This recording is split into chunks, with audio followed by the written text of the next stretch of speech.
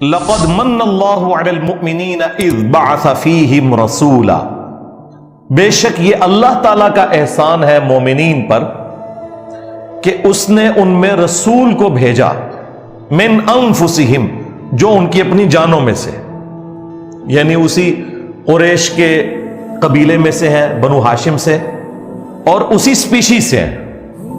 ظاہر ہے کہ جب انسان آباد ہیں تو انسانوں میں پیغمبر آئیں گے۔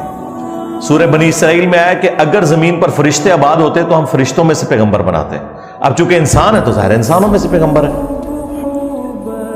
یتلو علیہم آیاتہ، ان کا منصب یہ ہے کہ ان پر آیات تلاوت کرتے ہیں قرآن کی، ویزکیہم، اور انہیں پاک کرتے ہیں قرآن کی برکت سے۔ ان کے دل کے اندر جو قدورتیں ہیں، جو شرکیہ عقائد و نظریات ہیں، جو اخلاقی برائیاں ہیں، ان سے ان کا تزکیہ کرتے ہیں۔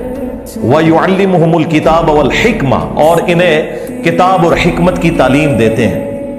وَإِن كَانُوا مِن قَبْلُ لَفِي ضَلَالٍ مُبِينٍ، اور اس قرآن کے نزول سے پہلے، نبی صلی اللہ علیہ وآلہ وسلم کے مبعوث ہونے سے پہلے یہ لوگ کھلی گمراہی میں تھے۔